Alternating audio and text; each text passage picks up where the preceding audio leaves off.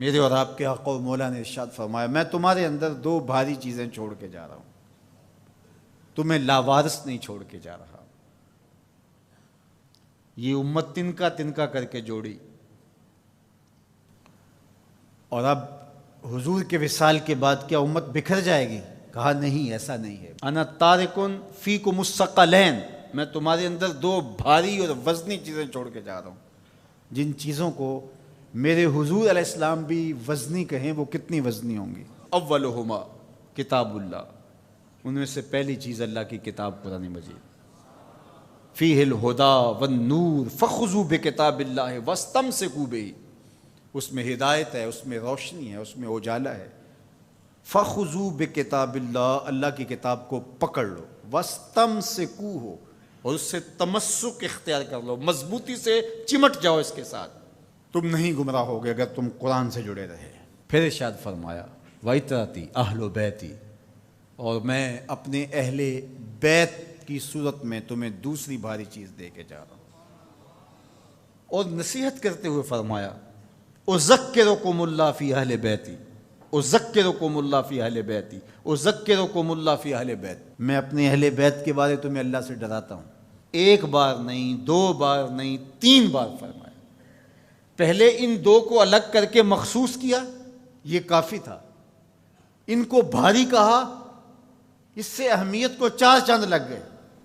اور پھر اذکرکم اللہ، اذکرکم اللہ، اذکرکم اللہ، ایک مرتبہ کہہ دینا کافی تھا، یہ تیسری اہمیت تھی، لیکن 3 مرتبہ کہہ کے کس احتیاط کے مرتبے پہ رکھا اہل بیت کو کہ کہیں تمہاری زبان معمولی سی لغزش بھی نہ کھا جائے، دیکھنا کہ میری اطرت کون ہے، ان کو نسبت کس سے ہے۔ ان دو کے دامن کو مضبوطی سے پکڑ لو، میں محمد ضمانت دیتا ہوں کہ تم کبھی بھی گمراہ نہیں ہو، لن تضلوا بعدی ابدا، تم کبھی بھی گمراہ نہیں ہو سکتے۔ میرے تو حضور نے ضمانت دی تھی کہ تم کبھی بھی گمراہ نہیں ہوگے، اور یہ امت 72-73 فرقوں میں بٹ گئی۔ حضور نے تو کہا تھا تم کبھی بھی گمراہ نہیں ہوگے، تو یہ 72 اور 73 فرقوں میں کیسے بٹ گئے؟ تو حضور نے ضمانت اس شرط پہ دی تھی کہ ان 2 چیزوں کو مضبوطی سے تھام لو، تم کبھی بھی گمراہ نہیں ہوگے۔ تو گمراہی اس لیے ہوئی، کسی نے قرآن کو چھوڑا، کسی نے اہل بیت کے دامن کو چھوڑا، کسی نے قرآن پکڑ کے دہائی دی لیکن اہل بیت کا بغض سینے میں پلتا رہا، اور کسی نے اہل بیت کے نام کا جھنڈا تو اٹھایا لیکن قرآن کو چھوڑ دیا، قرآن کو ترک کر دیا، اس کے پارے بھی پورے نہ مانے، گمراہ ہو گیا۔ اسے مبارک ہو جس کے ایک ہاتھ میں قرآن ہے، ایک ہاتھ میں اہل بیت نبوت کا دامن ہے۔ دونوں کو مضبوطی سے تھام لو گے، کبھی بھی گمراہ نہیں ہوگے۔ قرآن تھیوری ہے اسلام کی، اور اہل بیت نبوت پریکٹیکل ہے، عملی مشق ہے۔ دوسری بات ارشاد فرمائی، میرے اہل بیت کی مثال حضرت نوح علیہ السلام کی کشتی کی طرح ہے، جو اس پہ سوار ہو گیا نجات پا گیا، جو پیچھے رہ گیا غرق ہو گیا۔ یہ نکلتا ہوا فتنوں کا پانی، گھروں سے فتنے، باہر سے فتنے، ممبر و محراب سے فتنے، سوشل میڈیا سے فتنے، الیکٹرانک میڈیا سے فتنے، درسگاہوں سے فتنے، دانشگاہوں سے فتنے، فتنے ہی فتنے نمودار ہو رہے ہوں گے۔ فتنوں کے سیلاب میں تمہارا ایمان، تمہارا دین، سب کچھ بہہ جائے گا، بچے گا وہی جو سفینہ آل مصطفیٰ میں بیٹھے گا۔ میری آل کی مثال حضرت نوح علیہ السلام کی کشتی پہ ہے۔ اب کنارے لگنے کا راستہ، کشتی میں تو بیٹھ گئے لیکن جانا کدھر ہے، ساحل کدھر ہے؟ تو کہا اصحابی کالنجوم فبأیہم اقتدیتم اہتدیتم، میرے صحابہ کی مثال ستاروں کی ہے، جس کے پیچھے لگو گے منزل مراد پا جاؤ گے، ساحل مراد تک پہنچو گے۔ کشتی میں بیٹھ گئے ہو، سلامتی ہے، نظر ستاروں پہ رکھو۔ جو ستاروں پہ نظر تو رکھتا ہے لیکن کشتی پہ نہیں بیٹھتا، اپنے بازوؤں پہ اعتماد کرتا ہے، مجھے نہیں ضرورت، تو وہ کتنی دیر اس سیلاب میں تیرے گا؟ کسی تیز تھپیڑے کی نظر ہو جائے گا، جاں گواہ بیٹھے گا، ایمان گواہ بیٹھے گا۔ اور جو کشتی میں تو بیٹھ جاتا ہے، کہتا مجھے ستاروں کی ضرورت نہیں ہے، تو وہ گھومتا رہے گا ان تھپیڑوں اور ان بھنوروں کے اندر، منزل مراد اس کو نصیب نہیں ہوگی۔ تمہیں مبارک ہو، تم اہل بیت کی محبت کی کشتی میں بیٹھے ہو، نظر ابو بکر عمر پہ ہے، نگاہیں عثمان و علی پہ ہیں، نظریں اصحاب رسول پہ ہیں۔ یہ میری اور آپ کی خوش بختی، ہمیں صحابہ کا نام بھی ٹھنڈ پہنچاتا ہے، اور ہمیں حضرت امام حسین کا ذکر بھی تسکین دیتا ہے۔ جب نام حسین آتا ہے تو کربلا کا غم تازہ ہونے لگتا ہے، اور جب حضرت عمر رضی اللہ تعالیٰ عنہ اور صدیق اکبر کا نام آتا ہے سینہ چوڑا ہو جاتا ہے کہ ہم ان کے غلام ہیں۔ مولا کائنات سیدنا علی المرتضیٰ کی بات آتی ہے، روحیں سرشار ہو جاتی ہیں۔ وہ علی جن کے چہرے کو دیکھنا بھی نیکی ہے، ان کا نام بھی تسکین قلب کا ذریعہ ہے۔ تو اصحاب اور اہل بیت یہ کوئی منافات نہیں ہے، مشکات نبوت کی دو کرنیں ہیں، سینہ محمد سے پھوٹتی ہوئی ضیائیں ہیں، حضور علیہ الصلوۃ والسلام کے فیضان کے دو رنگ ہیں، گلشن محمدی کے کھلے ہوئے دو پھول ہیں۔ تو ہم صحابہ کی عظمت کو بھی سلام کرتے ہیں، اہل بیت کی عظمت کو بھی سلام کرتے ہیں۔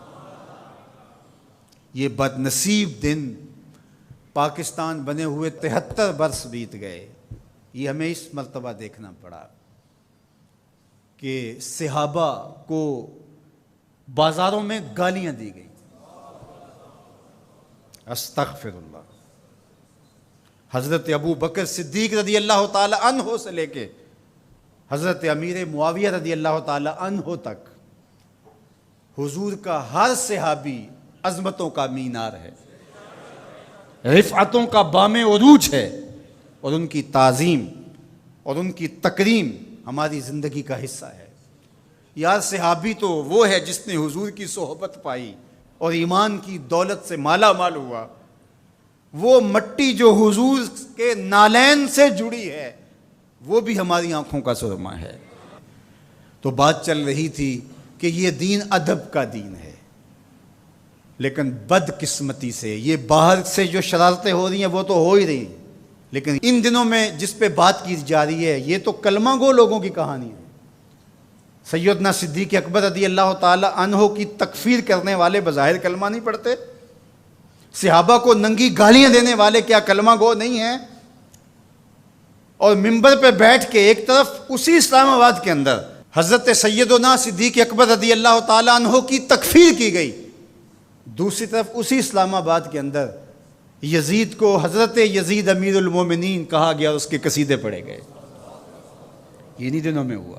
یہ دو انتہائیں ہیں۔ میں آپ کو پھر مبارک دیتا ہوں، میں آپ کو 1000 بار مبارک دیتا ہوں، میں آپ کو 1,00,000 بار مبارک دیتا ہوں، میں آپ کو کروڑوں مرتبہ مبارک دیتا ہوں۔ تمہارے ایک ہاتھ میں قرآن ہے، دوسرے ہاتھ میں اہل بیت رسول کا دامن ہے۔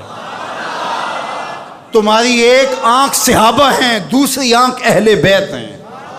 تمہارا سینہ ابو بکر صدیق کے نام سے بھی ٹھنڈا ہوتا ہے، مولا کائنات سیدنا علی المرتضیٰ کے نام سے بھی ٹھنڈا۔ حضرت سیدنا علی المرتضیٰ فرماتے ہیں حضور نے میرے بارے میں فرمایا، مسند احمد میں روایت ہے، مشکات میں ہے، نہج البلاغہ میں ہے۔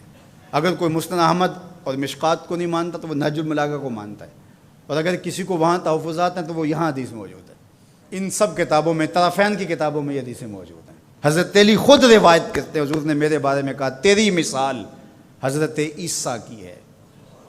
یہود نے ان پر تہمت لگائی، ان کی ماں پر تہمت لگائی اور ان کے قتل کے درپے ہوئے، ان سے بغض رکھا، اور عیسائیوں نے، نصارہ نے اتنا مانا کہ ان کو ابن اللہ کہہ دیا، اللہ کا بیٹا قرار دے دیا۔ اقانیم ثلاثہ میں سے ایک اقنوم کہا الوہیت مکمل ہی نہیں ہوتی جب تک یہ جز شامل نہیں ہوتا۔ تو کہا ایک بغض رکھ کے برباد ہوئے اور ایک مبالغہ کر کے برباد ہوئے۔ حضرت علی المرتضیٰ نے فرمایا کہ میرے بارے میرے آقا نے فرمایا یہلک فی رجلان محب مفرط و مبغض۔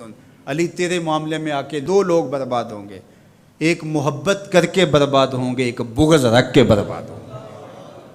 یہ ترازو ہے، اس پہ آپ اپنے آپ کو تول سکتے ہیں۔ کہیں حضرت علی کا نام دل میں کوئی رنجش، کوئی بے چینی، کوئی اضطراب پیدا تو نہیں کرتا؟ اور کہیں حضرت علی کی محبت صحابہ کے بغض کی نشأت کا ذریعہ تو نہیں ہے؟ حضرت علی کا نام لیں تو باقی اچھے ہی نہ لگیں، اور اگر آپ ترازو کے دونوں پلڑے دیکھتے ہیں ٹھیک ٹھیک تول رہے ہیں۔ کسی نے ذکر حسن حسین کا کیا تو روح سرشار ہو گئی، سیدہ فاطمہ تو زہرا کا ذکر ہوا آنکھیں ادب سے جھک گئیں، حضرت ابو بکر کا نام آیا تو دل عقیدت سے جھک گیا۔